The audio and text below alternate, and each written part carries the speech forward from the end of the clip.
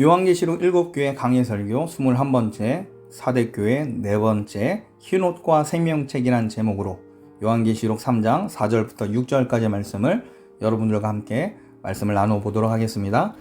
요한계시록 3장 4절부터 6절까지 제가 읽도록 하겠습니다.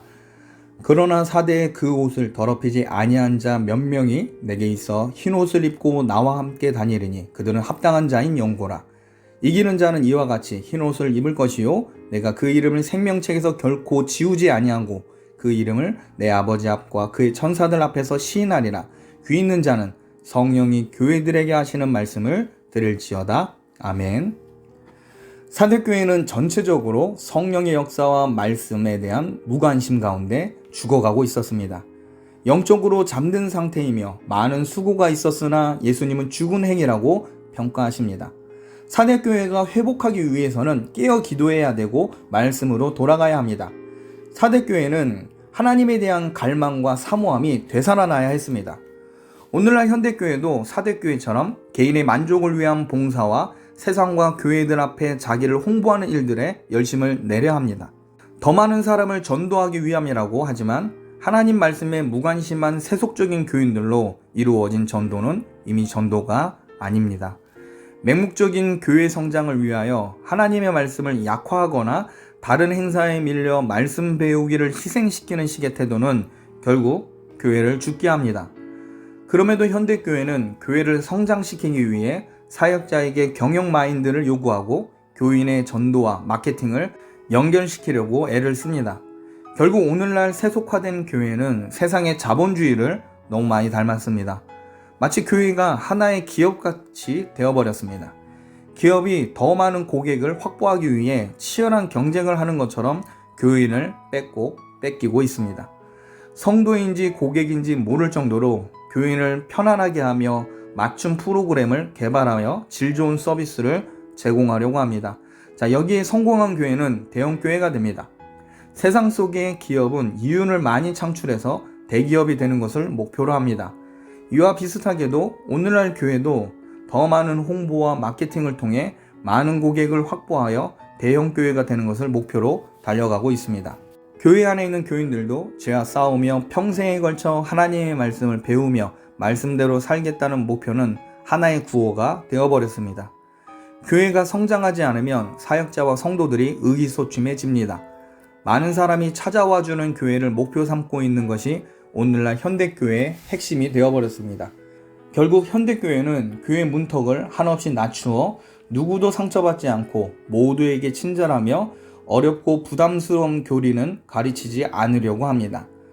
어떤 누구에게도 말씀을 근거로 한 훈계와 가르침도 당사자가 원치 않으면 금기가 되었습니다. 그 결과 설교는 편안히 듣는 토크쇼 혹은 강연회가 되어버렸습니다. 사역자는 고객이 된 교인들에게 종교적 립 서비스로 마음을 흡족하게 하며 하나님의 복을 빌어줍니다. 세상을 위한 교회는 모든 이들에게 천국과 구원을 백지수표처럼 남발합니다. 결국 주님 앞에 설 때 부도수표가 되어서 책망받게 될 것입니다. 이런 상황 속의 복음은 도덕으로 설교의 주제는 성공하기 위한 삶의 처세술과 하나님을 이용해서 축복받는 방법론을 다루게 됩니다. 결국 현대교회는 사대교회처럼 성령의 역사와 말씀에 대한 무관심으로 죽은 교회가 됩니다. 현대교회는 거친 복음보단 덜 부담스럽고 세상으로 오해를 받지 않으면서 다가갈 수 있는 그런 복음을 원합니다. 요한계시록 3장 4절 말씀에 이렇게 기록되어 있습니다. 그러나 사대에 그 옷을 더럽히지 아니한 자 몇 명이 내게 있어 흰옷을 입고 나와 함께 다니리니 그들은 합당한 자인 영고라. 사대교회의 대다수 성도가 세상을 향하여 가고 있을 때 소수의 몇 명의 성도가 세상의 자신을 더럽히지 않고 믿음을 지키고 있었습니다. 이들은 경건하였으며 하나님 앞에 나오는 데 있어 합당한 사람들이었습니다. 찰스 박사에 의하면 사대는 루디아 지방의 수도로서 염색공업이 발달한 도시라고 합니다. 염색하고 치장하는 것을 당시 사람들은 굉장히 좋아했지만 신전에 갈 때만큼은 염색 옷을 입고 나가는 것이 금지되었다라고 합니다. 왜냐하면 염색을 한 옷은 신의 명예를 훼손하는 것으로 보았기 때문입니다. 그러므로 신에게 나아가는 자들은 염색 옷이 아니라 하얀 옷을 준비하여 나오는 것이 관례가 되었다고 합니다. 예수님께서는 사대교회 대부분의 성도는 하나님께 나오기에 부적합한 상태라고 보셨습니다. 그러나 몇 명의 성도는 하나님께 나오기에 합당하며 그들은 우리 주님과 흰옷을 입고 함께 거닐 만한 성도들이라고 말씀하십니다. 신약교회는 남녀노소를 막론하고 하나님께 나올 수 있는 특권을 가지게 됩니다. 주님의 교회에 나오는 것에 있어서 모든 만민은 평등합니다. 그러나 교회에 나온다고 해서 모든 사람이 하나님 앞에 합당한 것은 아닙니다. 가인과 아벨이 하나님께 제사를 드렸지만 하나님은 아벨의 제사만 받으셨습니다. 히브리서 기자는 아벨이 믿음으로 하나님께 제사를 드렸기 때문이라고 기록합니다. 주님께 합당하게 나오기를 원하는 성도는 세상 죄를 피하고 믿음을 더럽히지 않으며 옳은 행실로 나와야 합니다. 사대교회 대부분의 성도들은 세상에 온갖 더러워진 옷을 입었고 세상에서 추구하는 색깔로 자기 삶을 물들이면서 주님의 전에 들어왔습니다. 자, 문제는 이러한 일을 회개하고 하나님의 말씀을 붙잡고 나아가야 하는데 이에 대하여 큰 관심이 없었습니다. 교회를 다니지만 이는 기독교 문화를 체험하듯 종교 생활을 하고 있는 겁니다. 마음에 맞는 교회 사람들과 좋은 일 한번 하자는 식으로 봉사를 하고 있습니다. 여러분, 참된 성도는 믿음으로 드려지는 예배, 심령이 가난한 상태에서 하나님이 아니면 안 된다고 하는 이 절박함이 있습니다. 자, 이런 영혼의 상태에서 성도의 헌신과 수고가 있을 때에만 하나님 보시기에 합당한 행위가 되는 겁니다. 예수님께서는 사대교회에 합당한 몇 명의 성도들을 이기는 자라고 선포해 주십니다. 3장 5절 말씀에 보면 이기는 자는 이와 같이 흰옷을 입을 것이요 내가 그 이름을 생명책에서 결코 지우지 아니하고 그 이름을 내 아버지 앞과 그의 천사들 앞에서 시인하리라. 여러분, 이기는 자는 흰옷을 입는다라고 합니다. 흰옷이 상징하는 바는 세속에 물들지 않은 정결한 삶을 상징하지만 동시에 예수 그리스도로 말미암아 죄가 속해진 상태들을 가리키기도 합니다. 그리스도를 통해 죄에서 깨끗함을 받은 성도는 죄에 대한 혐오와 구원해 주시는 하나님을 사랑하게 됩니다.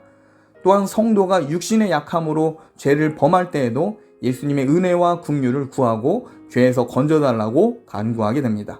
오늘날 구원파 같은 이단들은 예수 그리스도로 말미암는 구원은 인정하지만 그 이후에 회개하는 부분에 있어서는 잘못된 견해를 가지고 있습니다. 한번 예수님으로 구원받았기 때문에 더는 회개할 필요가 없다라고 주장을 합니다. 만약 여전히 회개하고 죄를 고백한다면 그 사람의 믿음이 부족하거나 구원을 받지 않은 증거라고 해석하기도 합니다. 여러분, 그러나 성경은 구원받은 성도라고 해도 성화의 과정에 죄와 싸워야 하고 연약함 때문에 죄를 지을 수 있다라고도 가르칩니다. 그래서 참된 성도는 죄를 미워하면서도 어쩔 수 없이 짓게 되는 그 죄에 대해서도 회개를 할 수 있어야 합니다. 예수님은 사대교회 안에 말씀을 지킨 성도들과 주님의 나라가 이를 때까지 이 교제가 계속될 것이라고 말씀하십니다. 자, 3장 5절 후반부에 내가 그 이름을 생명책에서 결코 지우지 아니하고 그 이름을 내 아버지 앞과 천사들 앞에서 시인하리라 라고 되어 있습니다. 자, 여기서 우리는 자기 자녀를 끝까지 인도하시는 교리, 즉 성도의 견인교리를 발견하게 됩니다.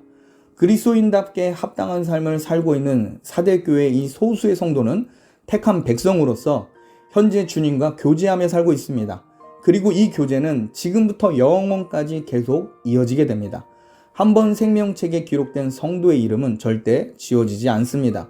사대교회는 신앙생활 하기에 좋은 환경에 있습니다. 그러나 사대교회에 주어진 이 평안은 영적인 안일함과 하나님 말씀에 대한 무관심으로 이어지게 하였습니다. 갈등 없는 신앙생활이 결코 좋은 것만은 아닙니다. 문제가 없다고 해서 진짜 문제가 없는 것이 아닙니다. 교회의 분위기가 살아있는데 하나님을 향하여 영혼이 움직이지 않고 있다면, 성령님을 통한 참된 교제가 일어나고 있지 않다면 그것은 살아있는 게 아니라 죽어가고 있는 겁니다. 그러므로 참된 성도는 선포된 말씀을 마음에 새기고 세상 죄를 피하고 하나님 나라와 의를 갈망해야 합니다. 사대교회의 몇 명의 성도들은 죄를 피하고 주님의 복음을 전한 자들입니다. 그것을 어떻게 할까요? 자, 이를 알기 위해 우리는 마태복음 10장 32절부터 33절을 보아야 합니다. 자, 마태복음 10장 32절부터 33절까지 말씀을 보면 누구든지 사람 앞에서 나를 시인하면 나도 하늘에 계신 내 아버지 앞에서 저를 시인할 것이요 누구든지 사람 앞에서 나를 부인하면 나도 하늘에 계신 내 아버지 앞에서 저를 부인하리라 라고 되어 있습니다. 오늘 본문 요한계시록 3장 5절을 다시 보시면 주님께서 사대교회에 이긴 성도들을 하나님과 천사들 앞에 시인할 것이다 라고 말씀하십니다. 자, 왜냐하면 이들이 살면서 예수 그리스도를 자랑하며 복음을 전한 성도였기 때문입니다. 마태복음 10장 32절 33절을 근거로 볼 때 말이죠. 자, 이들은 복음을 부끄러워하지 않고 교회 안에서만 성도가 아니라 교회 밖에서도 그리스도인다운 삶을 살면서 예수님을 시인하였던 겁니다. 그래서 예수님께서 천사들 앞에서 이들을 시인해 주겠다고 말씀해 주신 겁니다. 자, 이런 성도를 주님은 칭찬하시고 주님의 자랑이 되게 하십니다. 그러므로 여러분은 거룩한 주의 백성이요 하나님의 자녀로서 세상 죄를 피하고 예수님을 높이며 시인하며 주님의 복음을 증거하는 그런 성결한 삶으로 주를 높이는 성도가 되시길 주님의 이름으로 축복합니다.